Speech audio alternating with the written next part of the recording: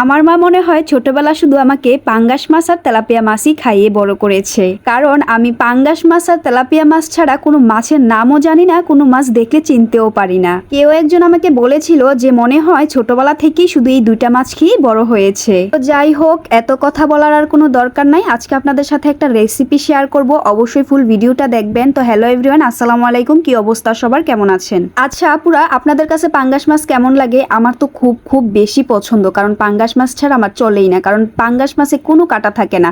আর যেই সকল মাছগুলো হচ্ছে কাঁটা থাকে না, সেই সকল মাছগুলোই আমার খুব পছন্দের একটা মাছ। কাঁটা বেছে খাওয়ার ভয়ে বা গলায় কাঁটা লাগবে ভয়ে আমি কোনো মাছই তেমন একটা খাই না। যেই মাছটা সচরাচর কাঁটা থাকে না, সেই মাছটাই আমি বেছে বেছে খাই। তো আমার আজকের রেসিপিটা হবে পাঙ্গাস মাছের কাবাব। আসলে আমার বাবা আমাকে অনেক দিন ধরে বলতেছিল যে আমার হাতের নাকি পাঙ্গাস মাছের কাবাবটা খাবে। আসলে আমি সময় সাপেক্ষে বানিয়ে উঠতে পারতেছিলাম না, তবে এই ভিডিওটা আমার অনেক আগের, হঠাৎ করেই সামনে আসলো, তাই ভাবলাম গ্যালারি খালি করতে হবে, ভিডিওটা আপলোড করেই দিই। কে কে আমার মতো এইভাবে মাছের কাবাব বানিয়ে খেয়েছেন অবশ্যই কমেন্ট করে জানাবেন। আর আমার এই রেসিপিটা দেখার পর যদি আপনাদের ভালো লাগে থাকে তাহলে অবশ্যই বাসায় ট্রাই করবেন এবং কি কমেন্ট করে জানাবেন। আমার বাবা কাজের সূত্রে ঢাকায় থাকে, আর ঢাকা থেকে যখনই বাসায় আসে উনি সব সময় বলবে আমার হাতে নতুন ইউনিক কিছু হলেও একটা ট্রাই করে খাওয়ানোর জন্য।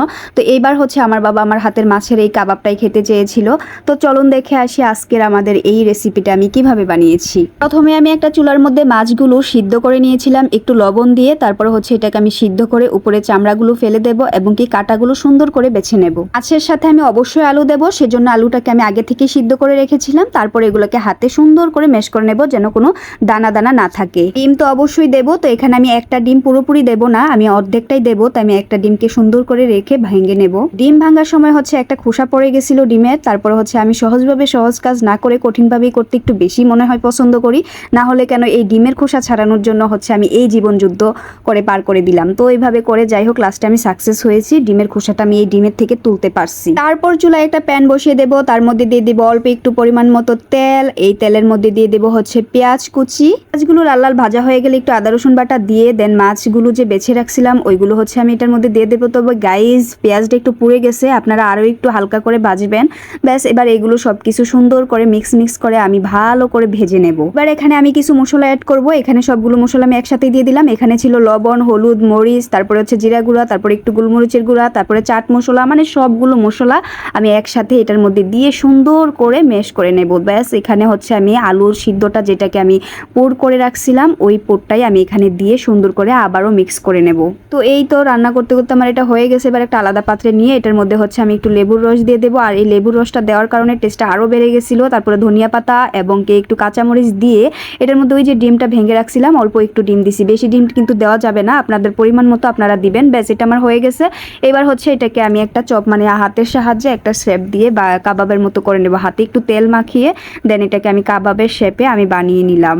তো এই তো এখানে আমার এগুলো হয়ে গেছে, এইগুলোকে হচ্ছে এবার আমি ভেজে নেব। তো আমার বানানো শেষ। এরপর চুলার মধ্যে আমি তেল দিয়ে গরম করে নেব। আর এই গরম করার তেলের মধ্যেই হচ্ছে আমি একটা একটা করে মানে চপগুলো ছেড়ে দেব, ছেড়ে উল্টে পাল্টে সুন্দর করে ভেজে নেব।